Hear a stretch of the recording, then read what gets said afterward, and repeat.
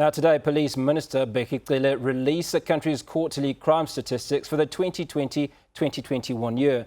The data reflects crimes which occurred from 1st October to the end of December 2020. These statistics show the crime levels during a time when the country was placed under lockdown level 1 and adjusted level 3 to the COVID-19 pandemic. The minister made specific reference to a spike in cash-in-transit robberies in that quarter. The current plan to work on CRT robberies is clearly not working. SAPS must go back to the drawing board and work with speed. We speak to an expert in this field specifically about where and why authorities are not able to eliminate this form of crime. Professor Lochner says the involvement of authorities in CRT and how CRT groups are formed is a huge issue. Prof, a very good evening and thank you so much for speaking to us. Thank you for hosting me. How is government, and more notably SAPS, failing to deal with the issue of cash in transit? This is a big issue, and I was shocked when I heard and read what you have produced in the introduction, that they are going back to the drawing board. More or less a year ago, the minister told us that the SAPS know who the most wanted cash in transit robbers are, and now he's running back. So somebody was lying to us, but I do understand that he's been informed by crime intelligence, and that is one of our biggest problems regarding cash in transit robberies. There are various academics and ex-police officials which are telling us that crime intelligence is non-existent, and if we listen to what's going on in the Zondo Commission,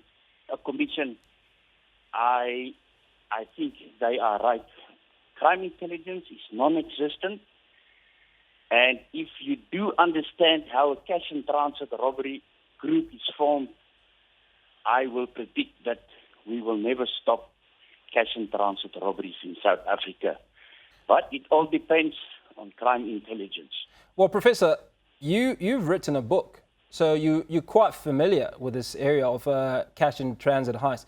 Just give us a brief narrative of how it all comes together. Okay. We must start at the end to begin at the beginning. If we do understand what happened after the robbery, after the money has been divided, each and every cash in transit robber is looking for evidence and information to rob.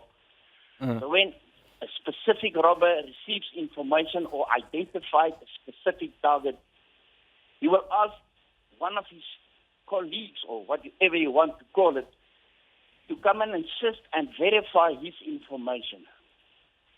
So it means at the end of the day, it will never be the same group that will execute the second robbery, the third robbery. Never.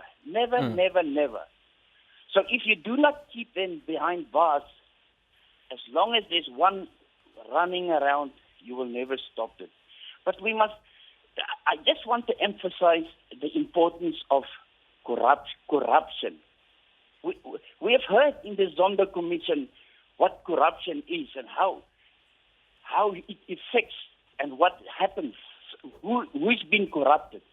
These people, they do corrupt. It is a fact that they do corrupt each and every person in the criminal justice system. That includes judges, magistrates, prosecutors, police officials, traffic cops. So it is a very huge industry, and we must remember money talks. At the end of the day, money talks. Corruption is also. Well, Professor, if I could just come in there, the presumption is that there isn't a lot of money that is handled before the crime. So is this persuasion based on rich pickings once the heist is concluded? Okay. Let us look how they plan. A criminal or a cash and transit group's biggest asset is their planning. So if the minister is telling them that we are looking and we are knowing who are the the biggest 15 robbers, cash and transit robbers, what do? They retreat, they plan. And money, at 80 to 90% of money, of any transaction in South Africa is still cash. It's not EFTs and electronic. It's cash. So money is available. And that is the problem. Money is available, but we can't blame people because money is available. We must blame the system. And then there's another thing which is alarming now, and it is the delaying tactics in court. So if somebody is not pitching up, ask for extension, then people are released on bail. So it's a huge problem. But the biggest problem is corruption and it's corruption and the involvement of people in the criminal justice. And that is the problem. So one is inclined to think that SAPS is being outsmarted by these criminals. But from what you're saying, you're suggesting that they're not really being outsmarted, but they're individuals within the SAPS that are corrupt. Hence, they don't arrest or don't react quickly enough to apprehend these criminals. No, I would not say they apprehend. The problem is crime intelligence. And to gather crime intelligence is a long story, because to gather crime intelligence, you use information or informers and agents. And to recruit an agent sometimes take longer as the task you gave to an agent to gather information. So it's a long story. Somebody, let's call a spade a spade. Somebody must tell the SAPS crime intelligence is not working.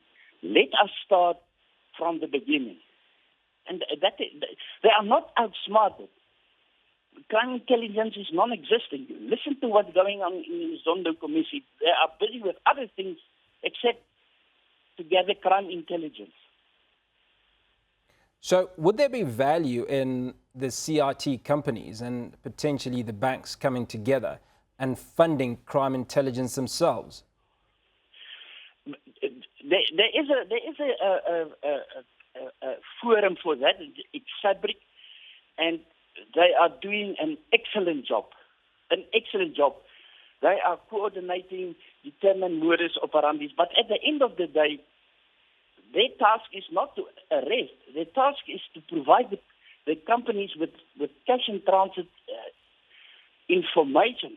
They do not have the powers to arrest and to investigate, but they are doing an excellent job. Well, you've mentioned a number of things that SAPS is not doing. What should they be doing? How do we deal with this problem?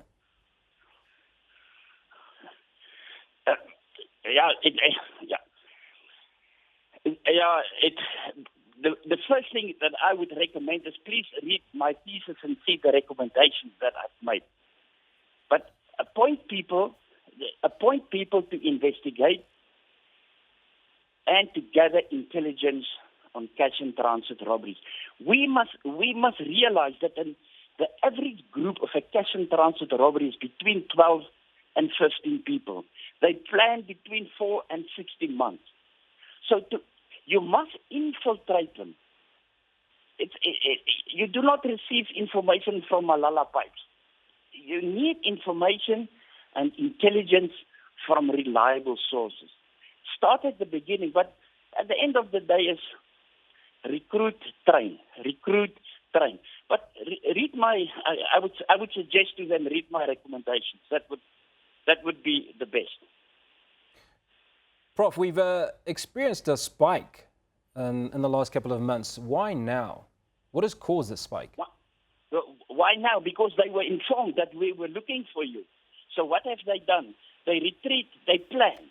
Because they plan between in more than a year, they plan.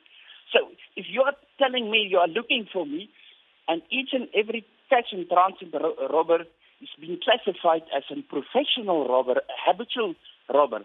So each and every one of them is thinking that they are looking for me. They withdraw, plan, execute. If something is not wrong, again, plan, recruit another person. That is their strength. Planning. Now, how have other countries dealt with issues around cash in transit? There are other countries, but we are the world champions, not in rugby, but also in cash in transit robberies. And the violence. In South Africa, the cash in transit robber has been regarded amongst themselves and from experience as the most violent criminal. They do not have respect for life. And the problem is, it's the average guy. He will stand next to you in Pick and Pay, wherever, and buy the same things. They are extremely violent. Any reason they're violent, Professor? It's to get the money. You do not ask questions. It's money. Money talks. Any resistance is met with violence. I suppose it does. My last question, Professor, before we go is, what is the average amount of money that each of these robbers gets away with in these heists? I do not know, but I want to suggest something, that we change our currency to the name of undisclosed amount of money, because it's not been disclosed. But I've made recommendations regarding this in my research. Professor Lockton, it's been entertaining speaking to you. We're going to have to cut this short, but thanks again for your time.